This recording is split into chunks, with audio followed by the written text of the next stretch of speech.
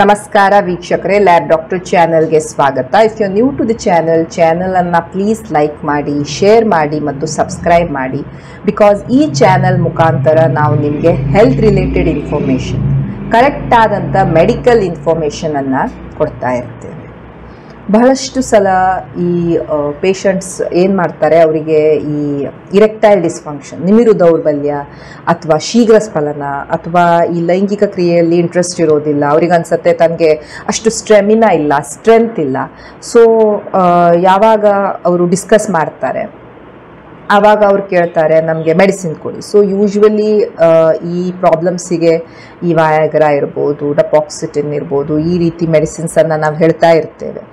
But ಪೇಷಂಟ್ಸಿಗೆ ಅವರಿಗೊಂದು interest ಅಥವಾ ಆಸಕ್ತಿ ಇರುತ್ತೆ, ನಮಗೆ ನ್ಯಾಚುರಲ್ ಆಗಿ ಏನಾದರೂ ಹೇಳಿ, ನಮಗೆ ಈ ಇಂಗ್ಲೀಷ್ ಮೆಡಿಸಿನ್ ಬೇಡ, ನಮಗೆ ಕೆಲವೊಂದು ಮಲ್ಟಿವಿಟಮಿನ್ ಕೊಡಿ ಅಥವಾ ವಿಟಮಿನ್ ಟ್ಯಾಬ್ಲೆಟ್ಸ್ ಕೊಡಿ, ಈ ಏನಾದರೂ ಬೇರೆ ಟೈಪ್ ಆಫ್ ಔಷಧಿಗಳಿಲ್ವಾ ಯಾವುದರಿಂದ ನಮಗೆ ಈ ರೀತಿ ಪ್ರಾಬ್ಲಮ್ ಸಾಲ್ವ್ ಆಗಬಹುದು ಅಂತ ಕೇಳ್ತಾ ಇರ್ತಾರೆ. ಬೇಸಿಕಲಿ ಅವರಿಗೆ ಒಂದು ಪ್ರಿಪ್ರೇಷನ್ ಬೇಕಾಗಿರುತ್ತೆ, ಯಾವುದರಲ್ಲಿ ಸೈಡ್ ಇಫೆಕ್ಟ್ಸ್ ಎಕ್ಸೆಟ್ರಾ ಇರೋದಿಲ್ಲ.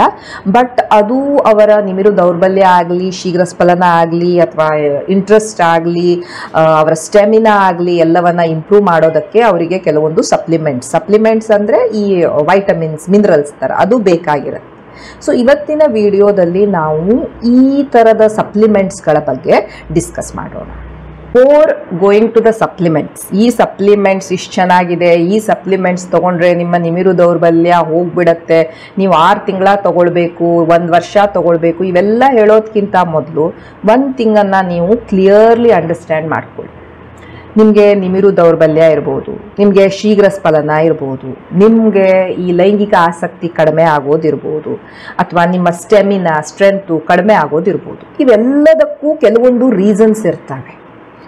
There is scientifically proven reasons ಇವುಗೆ ಇರ್ತವೆ. ಅಂದರೆ ಅದು ಫಿಸಿಕಲಿ ಏನಾದರೂ ಆ್ಯಕ್ಚುಯಲ್ ಕಾಸಸ್ಸು, ನಿಮ್ಮ BP ಇರ್ಬೋದು, ನಿಮ್ಮ ಶುಗರ್ ಇರ್ಬೋದು, ನಿಮಗೆ ಟೆಸ್ಟಾಸ್ಟಿರಾನ್ ಕಡಿಮೆ ಆಗಿರ್ಬೋದು, ನೀವು ಬಹಳ ಹಸ್ತಮೈಥುನ ಮಾಡ್ಕೊಳ್ತಾ ಇರ್ಬೋದು, ನಿಮ್ಮ ಈ ಪೆಲ್ವಿಕ್ ಸ್ನಾಯುಗಳು ವೀಕ್ ಆಗಿರ್ಬೋದು, ನಿಮ್ಮ ಶಿಶ್ನದ ಮುಂಭಾಗ ಹೈಪರ್ ಸೆನ್ಸಿಟಿವ್ ಗ್ಲ್ಯಾಂಡ್ಸ್ ಆಗಿರ್ಬೋದು, ನಿಮಗೆ ಪ್ರೊಸ್ಟೆಟಿಕ್ ಪ್ರಾಬ್ಲಮ್ ಇರಬಹುದು. ಸೊ ಇವೆಲ್ಲ ಸುಮಾರಷ್ಟು ಫಿಸಿಕಲ್ ಕಾಸಸ್ ಇರ್ತವೆ.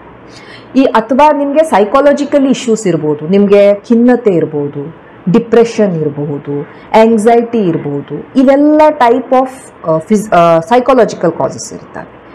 ಸೊ ನಾನು ಇವ್ಯಾವುದನ್ನು ಅಡ್ರೆಸ್ ಮಾಡೋದಿಲ್ಲ, ಇವ್ಯಾವುದರ ಬಗ್ಗೆನೂ ನನಗೆ ಚಿಂತೆ ಇಲ್ಲ, ಇವ್ಯಾವುದನ್ನು ನಾನು ಸರಿ ಮಾಡ್ಕೊಳ್ತಾ ಇಲ್ಲ, ನಾನು ಬರೀ ಸೈಡ್ ಇಫೆಕ್ಟ್ಸ್ ಇಲ್ಲ ಆ್ಯಂಡ್ ನನಗೆ ಇಮಿಡಿಯೇಟ್ಲಿ ಶಕ್ತಿ ಕೊಡುವಂತಹ ಸಪ್ಲಿಮೆಂಟ್ಸನ್ನು ತೆಗೆದುಕೊಳ್ತಾ ಇರ್ತೀನಿ ಅಂದರೆ ಇದು ಒಂದು ಫೂಲಿಶ್ನೆಸ್ ಅಥವಾ ಮೂರ್ಖತನ.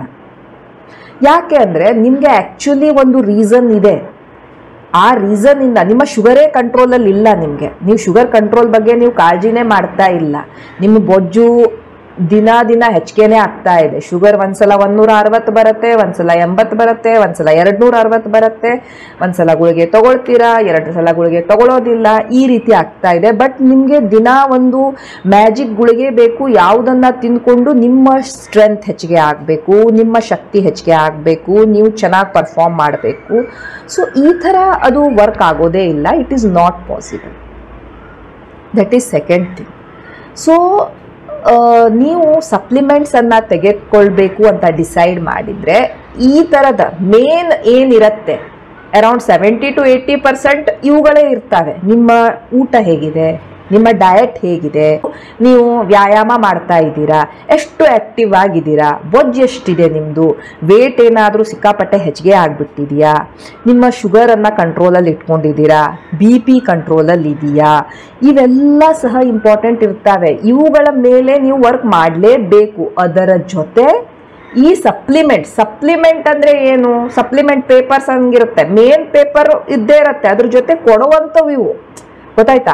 ಸೊ ಮೇನು ನಿಮ್ಮ ಲೈಫ್ ಸ್ಟೈಲು, ನಿಮ್ಮ ಎಕ್ಸಸೈಸು, ಆಹಾರ, ಸ್ಮೋಕಿಂಗು, ಡ್ರಿಂಕ್ಸು, ಇವನ್ನೆಲ್ಲದರ ಮೇಲೆ ನೀವು ವರ್ಕ್ ಮಾಡಿದ ಮೇಲೆ ನಿಮಗೆ ಇವು ಹೆಲ್ಪ್ ಮಾಡ್ತವೆ.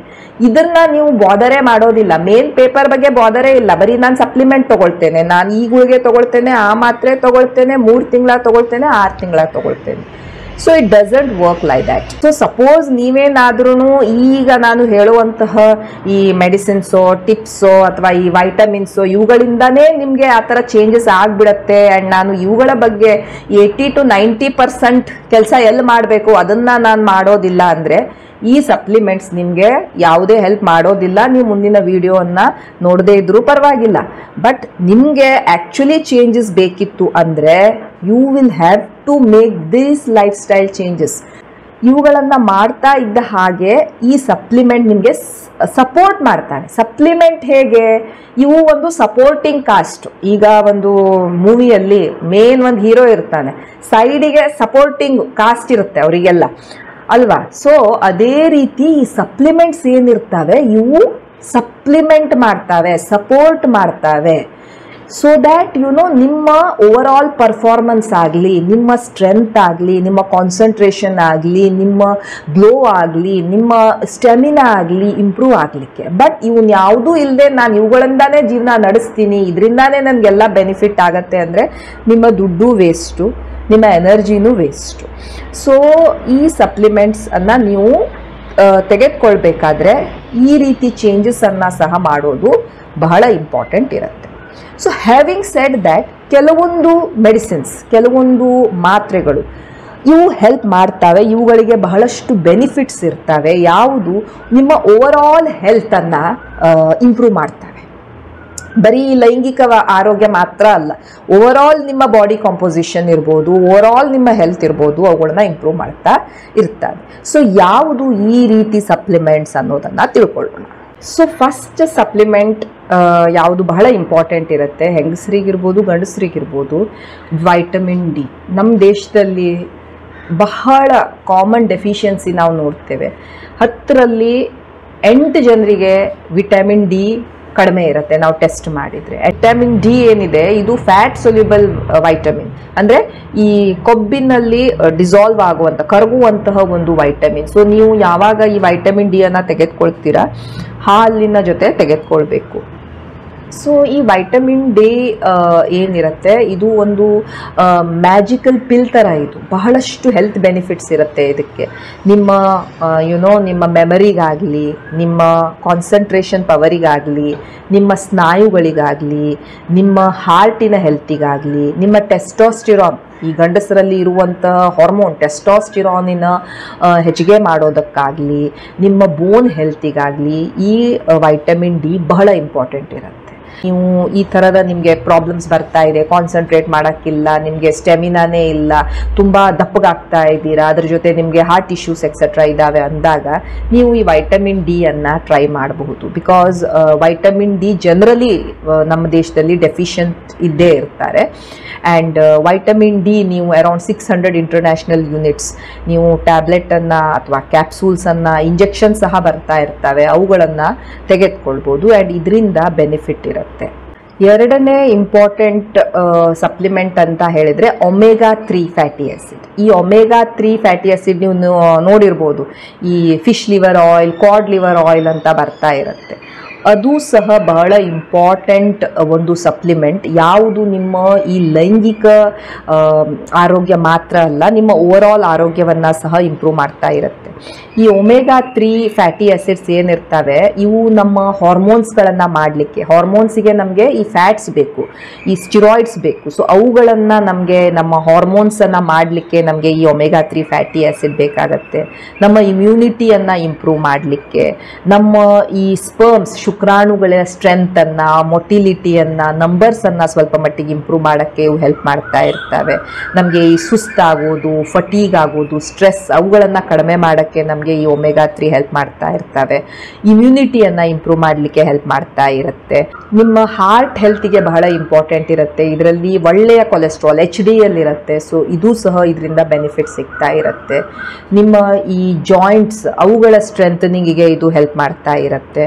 ನಿಮ್ಮ ಈ ನಿಮಿರು ದೌರ್ಬಲ್ಯ, ಇರೆಕ್ಟೈಲ್ ಡಿಸ್ಫಂಕ್ಷನ್, ಯಾವಾಗ ನಿಮ್ಮ ಈ ರಕ್ತನಾಳಗಳನ್ನು ಹೆಲ್ದಿ ಇರಿಸಬೇಕು ಅದನ್ನು ಹೆಲ್ಪ್ ಮಾಡೋದಕ್ಕೆ, ಅಲ್ಲಿ ಈ ಅಥಿರೋಸ್ಲಿರೋಸಿಸ್ ಅವುಗಳ ಬ್ಲಾಕೇಜ್ ಆಗೋದನ್ನು ತಡೆಯೋದಕ್ಕೆ ಈ ಒಮೆಗಾ 3 ಹೆಲ್ಪ್ ಮಾಡ್ತಾ ಇರುತ್ತೆ. ಸೊ ಒಮೆಗಾ 3 ಆಲ್ಸೋ ಒಂದು ಇಂಪಾರ್ಟೆಂಟ್ ಸಪ್ಲಿಮೆಂಟ್. ಬಟ್ ಕೆಲವೊಂದು ಥಿಂಗ್ಸ್ ನೀವು ನೆನ್ಪಿಟ್ಕೊಳ್ಳಿ, ಮಾರ್ಕೆಟಲ್ಲಿ ಬಹಳ ವೆರೈಟೀಸ್ ಆಫ್ ಈ ಥರ ಸಪ್ಲಿಮೆಂಟ್ಸ್ ಸಿಗ್ತಾ ಇರ್ತವೆ. ಸೊ ನೀವು ಯಾವಾಗಲೂ ಒಂದು ಸಪ್ಲಿಮೆಂಟ್ ತೆಗೆದುಕೊಳ್ಬೇಕಾದ್ರೆ ಅದುಗಳ ಬಗ್ಗೆ ಸ್ವಲ್ಪ ರಿಸರ್ಚನ್ನು ಮಾಡ್ಕೊಳ್ಬೇಕು. ಯಾಕಂದರೆ ಈಗ ಕೆಲವೊಂದ್ಸಲ ಏನಾಗುತ್ತೆ, ನಮಗೆ ಚೀಪಾಗಿ ಸಿಗತ್ತೆ ಅಂತ ಹೇಳ್ಕೊಂಡು ಜನರು ತಗೊಳ್ತಾರೆ. ಬಟ್ ಆವಾಗ ಏನಾಗುತ್ತೆ, ಅದು ಅವರಿಗೆ ಅಡಿಕ್ವೇಟ್ ಡೋಸೇಜ್ ಇರಲಿಕ್ಕಿಲ್ಲ, ಅದರಿಂದ ಕೆಲವೊಬ್ಬರಲ್ಲಿ ಕೆಲವೊಂದು ಪ್ರಾಬ್ಲಮ್ಸೇ ಬರಬಹುದು, ಇವೆಲ್ಲ ಆಗ್ತಾ ಇರ್ತವೆ.